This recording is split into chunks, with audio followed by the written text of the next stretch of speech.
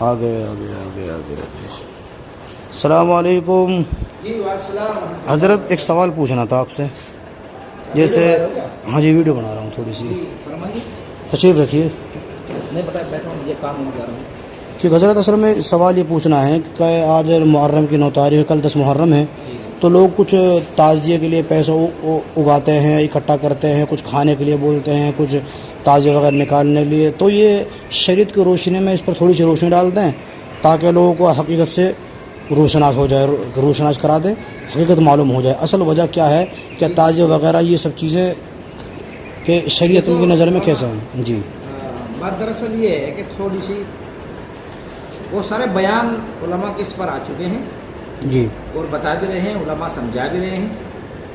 لیکن اس کے برعکس جو آپ نے سوال کیا ہے وہ ہے تعزیے کا. جیسے آج محرم کی 9 تاریخ ہے، کل جی. محرم کی 10 تاریخ ہوگی. لوگ تعزیے نکالیں گے، غم کا مہینہ بتائیں گے اور اس کو ماتم کریں گے. یہاں تک کہ جو آپ نے بتایا چندہ کریں گے جی، اور کھلائیں گے، پلائیں گے، خوشیاں منائیں گے، موج بھی اڑائیں گے. جی. بہرحال سب سے پہلے آپ حدیث کی روشنی میں پوچھیے. حدیث سنیے، وَشَرُّ الْأُمُورِ مُحْدَثَاتُهَا جی، وَكُلُّ مُحْدَثٍ بِدْعَةٍ وَكُلُّ بِدْعَةٍ ضَلَالَةٍ وَكُلُّ ضَلَالَةٍ فِي النَّارِ.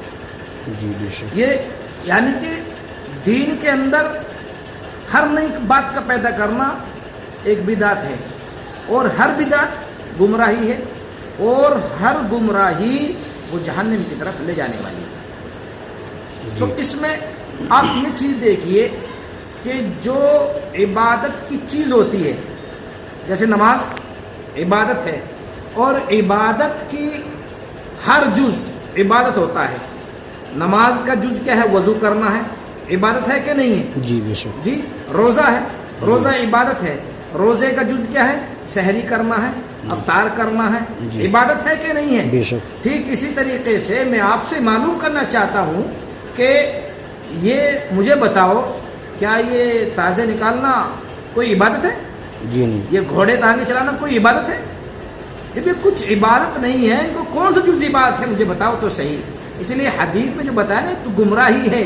یہ تمام لوگ گمراہی کی طرف چل رہے ہیں، اور یہ دین کو بدنام کرنے کی، اور اسی طریقے سے اس کو ایک سازش ہے جو ہے کیا بولتے ہیں، انگریزوں کے دور سے چلا رہے ہیں. جی. تو وہ کسی نہ کسی طریقے سے ان کا کہنے کا مطلب یہ ہے کہ عوام کو علماء سے کیا کر دیا جائے؟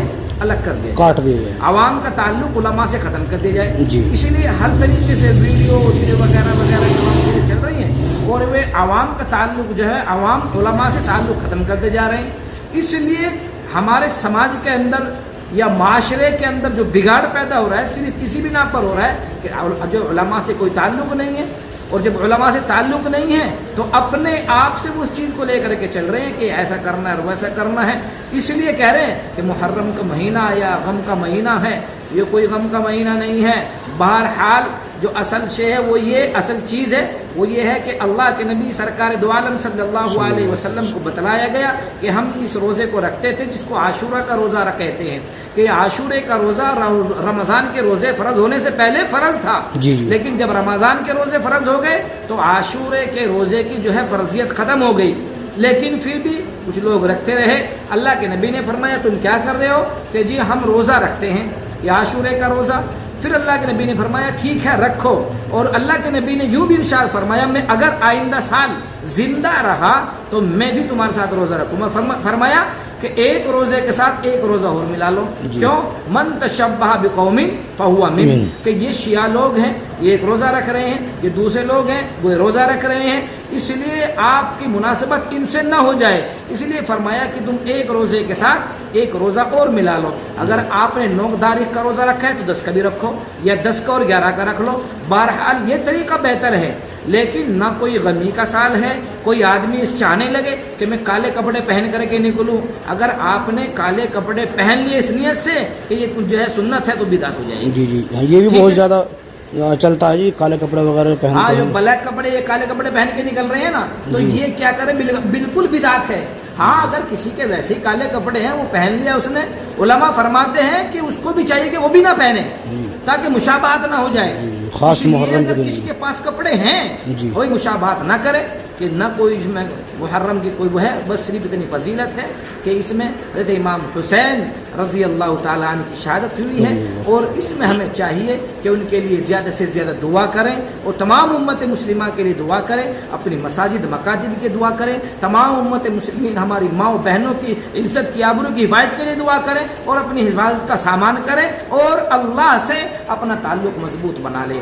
اگر اس طریقے سے اپنا تعلق آپ کا اللہ سے مضبوط ہو گیا تو پھر ان تمام یہ تام جام جو کر رہے ہیں نا کہ بڑے بڑے میں نے اس سے بڑا تازے نکالا, میں نے اس سے بڑا تازے نکالا, یہ کچھ نہیں ہے, یہ تو ختم ہو جائیں گے. کچھ صرف ایک بدعت ہے, گمراہی ہے, ہر گمراہی سے بچنا چاہیے. اللہ ہم سب کو عمل کی توفیق عطا فرمائے. اور اگر آپ اس ویڈیو کو بنا رہے ہیں اور اپلوڈ کرنا چاہتے ہیں تو آپ ڈالیں یا نہ ڈالیں, لیکن مجھ کو دے دینا, میں اس ویڈیو کو اپنے اکاؤنٹ سے اپلوڈ کر دوں گا. اللہ عمل کی توفیق عطا فرمائے. جزاک اللہ خیر. السلام علیکم.